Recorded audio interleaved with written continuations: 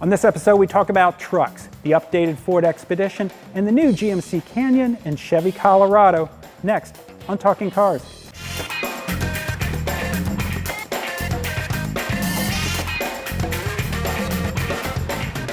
Hi, and welcome to Talking Cars with Consumer Reports. I'm Tom Mutchler. I'm Gabe Shenhar. And I'm Jake Fisher.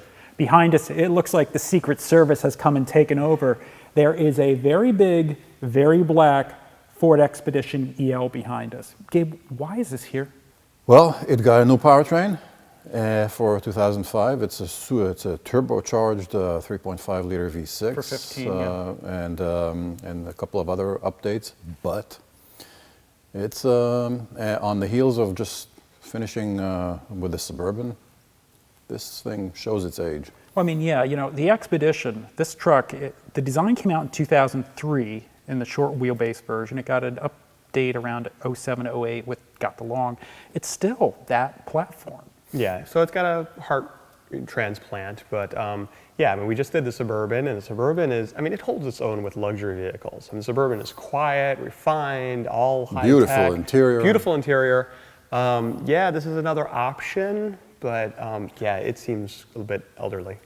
I think it lucks out a little bit because there's only two. If you want a truck-based extended length SUV, there's only the two options. You have the the Yukon XL or the Suburban or this.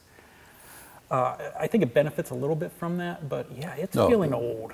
Yeah, well, the powertrain, to be fair, is really good. I mean, the forced induction really works for a vehicle like that. It feels very effortless, very responsive. I don't know if it's going to bring the fuel economy benefits yet. We'll find out soon enough. And the package is pretty good, but the cheap interior, the noise isolation, those things really show its age. Yeah, the interior got really cheap. Yeah, so it's very, very different. Obviously, you're cross-shopping the Suburban, and Suburban is it's a whole different animal right now. Yeah, the only difference is that this does feel more energetic to drive. The Suburban with the 5.3 and its transmission tuning. Well, I mean, a lot of that has to do with it. You're right, transmission tuning. It's the throttle response of the Suburban. And it will get an 8-speed automatic any day now. Yeah, what time is it? So, Yeah. so I mean, the one thing I got to say about the forced induction is certainly it's kind of like effortless torque right away. But part of me likes the big V8, you know, I mean, the sound the big V8 makes. It sounds like a vacuum cleaner. The Ford's 5-liter sounds nice. Right, well, I mean, we did it even with the last generation F-150, right? I mean, you could get the forced induction one, the EcoBoost 3.5, and it's all types of smooth and torquey, but the 5-liter, that sounds good. So I'm not that bothered by the Suburban and the 5.3. It's got plenty of power. The problem is that throttle response on that Suburban, which they don't have a problem here. This thing feels quick off the line. The funny thing is the other technical advantage, you could argue that the Expedition has over the GM Twins is an independent rear suspension. But it feels like over time these used to drive better than Suburbans. I'm not sure that's the case anymore. No, especially compared to a Suburban LTZ. That's not the, but with the magnetic ride control. Right. But the advantage of the independent rear suspension here is the well for the third seat. And that really allows, I mean, if you really want a good third row seat that can fit actual adults, the Expedition has an edge over a Suburban. How many people are carrying adults in the third row I don't know. Well, if you need to, this is an that's option true. for It you. also tows another 1,000 pounds despite the independent rear, so that's worth something. Yeah. Also in truck news, we recently drove the new GMC Canyon, twin to the Chevy Colorado, a new compact truck player. Yeah, well, the compact word is kind of interesting here because it's all relative. I mean, it's probably a half a notch larger than Frontier, Nissan Frontier, and Toyota Tacoma, but certainly it's narrower and lower than a big Silverado, Ram, or it's 6 inches more narrow. I believe it's 16 inches shorter than an equivalent.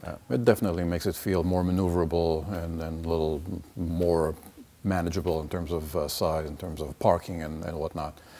And it's pretty livable compared to trucks like the Tacoma and Frontier, which were designed for third world countries. The Canyon Colorado is pretty nice kind of truck. Which originally was designed for Thailand. It was just I refined think, to bring it here. I think there is a Brazil there somewhere in that story also. Well, I'm getting hungry, actually. that'd be good. What'd you think with the Canyon? I was really impressed with it. I really was. You know, with pickup trucks here, I mean, everyone's buying the full-size pickup trucks, and you know, I mean, pickup trucks are really useful. Okay, you can throw stuff in the back, whatever, but the big trucks are big. I mean, they really are.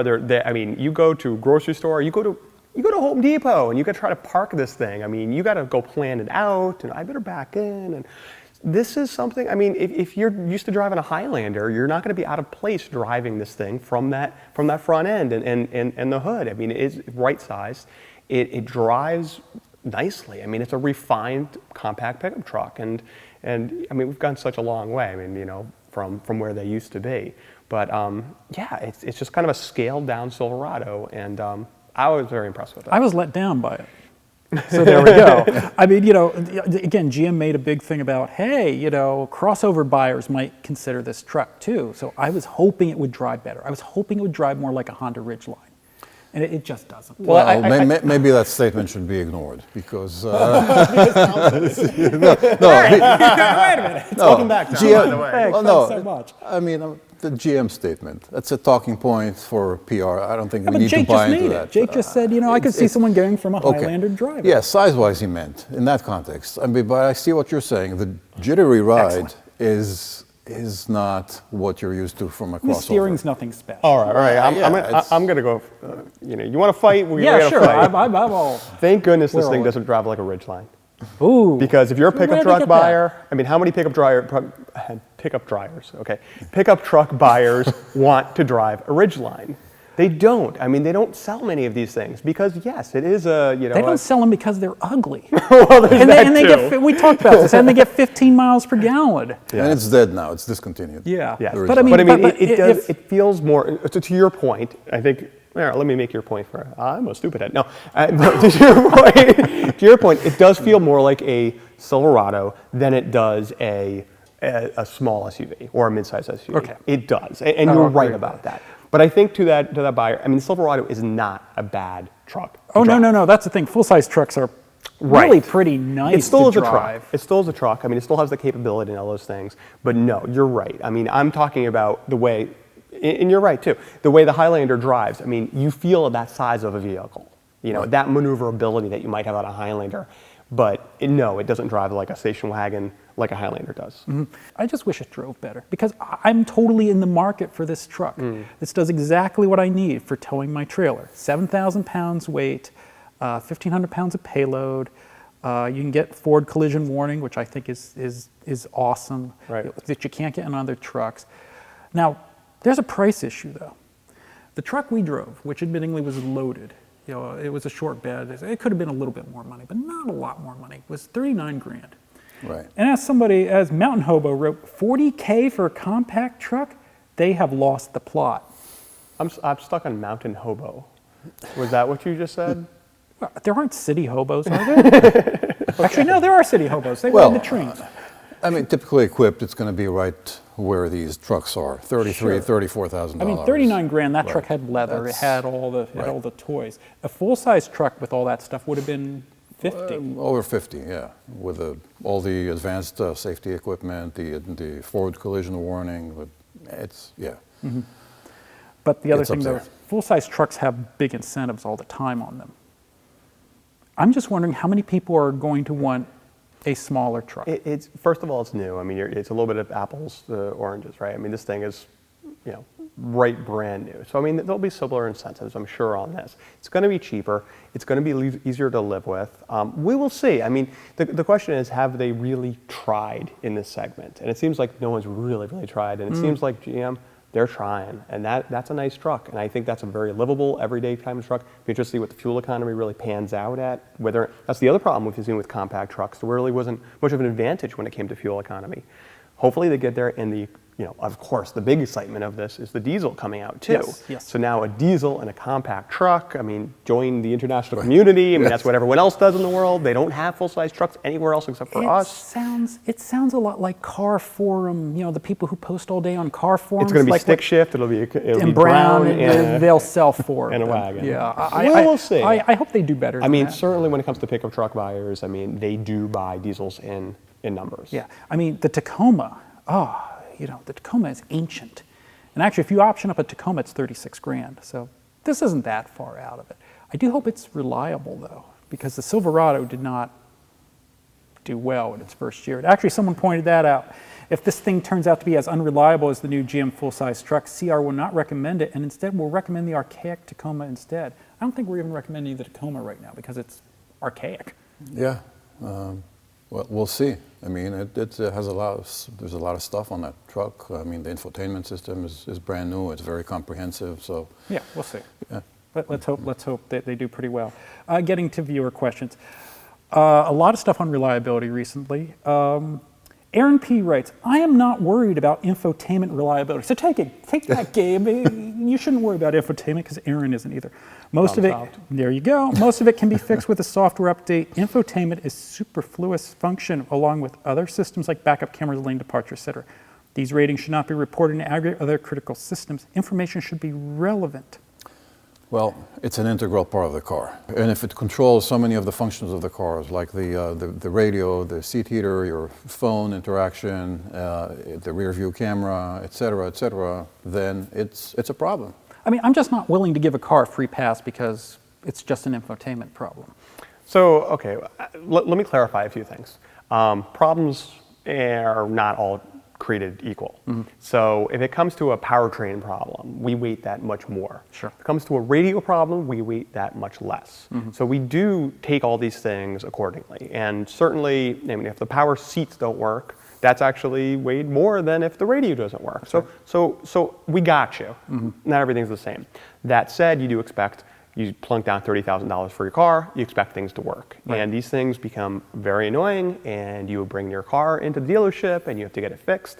This is not something that people should accept. Mm-hmm. Right. Next question. Do you find that the reliability of a model improves significantly over the later model years? For instance, will a 2012 model that rated poor improve to average in 2013 or 14 model years? Or do they generally stay the same? Oh, we've seen this. Mm-hmm.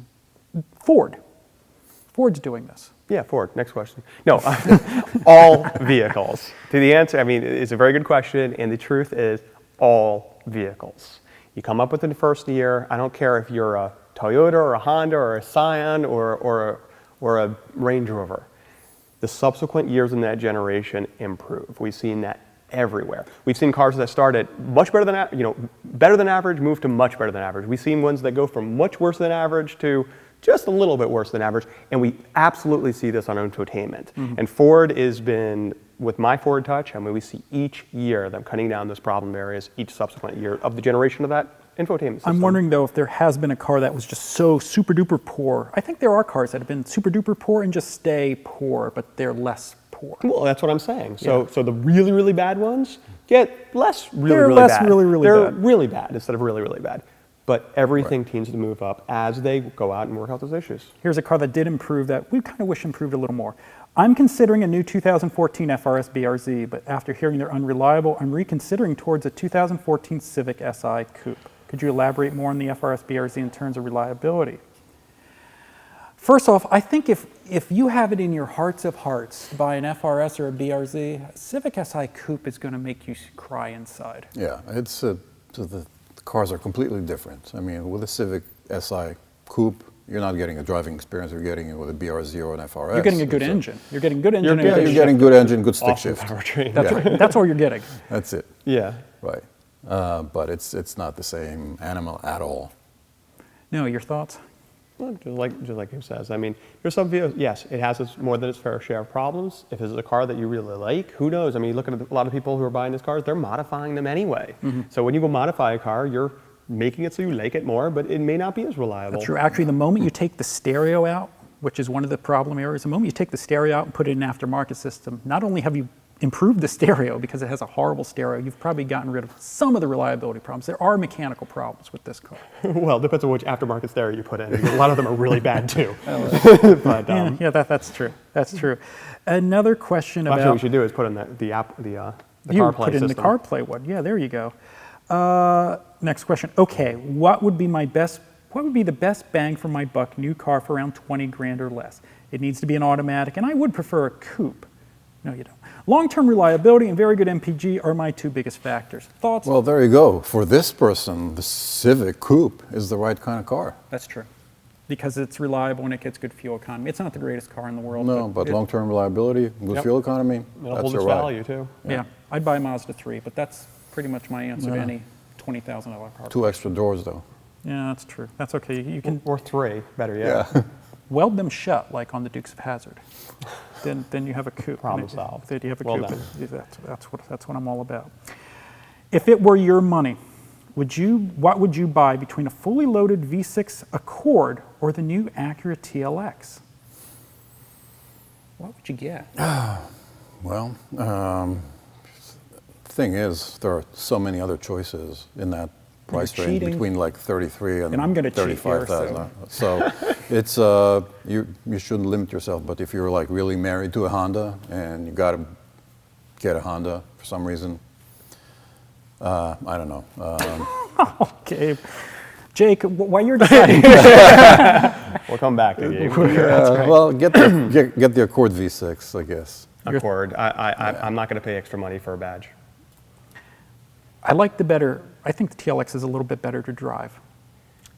But man, I'm just Small margin. Splitting hairs. Yeah. The Accord Touring is 34,420. A TLX 4-cylinder with tech pack is 35,920. Wait. Yeah, but apples I and have oranges. facts. Yeah. What do you know? No, Well, no, I mean no. you're comparing the 4-cylinder to the 6-cylinder. Oh no! Yeah, true. If you're comparing 6 cylinders, Yeah. it's a ton more money for the TLX. There you go. Just a ton more money. So- I mean, the one thing is if you need all-wheel drive, you're only going to get that in the TLX. But if you need all-wheel drive, and the car I'd buy anyway, because I never really answer these questions, I would get myself a Subaru Legacy 3.6R Limited with everything. That's a really sweet car. Yeah, including eyesight, which is a far more advanced safety system than what you're going to find in either, especially in the Accord. Right. Another question. Hey guys, I really want you guys to answer this question. I recently got an option between picking one of these two cars. We got a 2004 Nissan Altima and a 2001 Acura Integra. Please give me some advice. Any preference there? I'm surprised the Integra hasn't been stolen or rotted out. It will be. Well, I Yeah. don't say rot, but they're stolen. I don't know. The person isn't giving us any preferences or priorities. No, you don't know how many so, miles are on either. We don't know. For me, well, I mean, mileage is a big deal. I mean, when you're dealing with 10, 13, 14 years old, the difference in the age isn't it, it's about miles. But for me, I take the Integra. Integra's going to be more fun. Integra is definitely more fun. Is it a stick shift? Yeah. But No, I would not take an Integra. whether or not that's an important factor for this person, I don't know. The Altima is a much more practical car. Right. And a considerably newer car. One last thing. Jerome asks, can you please do a complete review on the 2015 Dodge Challenger RT Scat Pack? Thank you so much. Yes, we can. But I think we'll talk about that next week. Stay tuned. Yeah, exactly. So until then, as always, thank you for listening. We'll see you next time.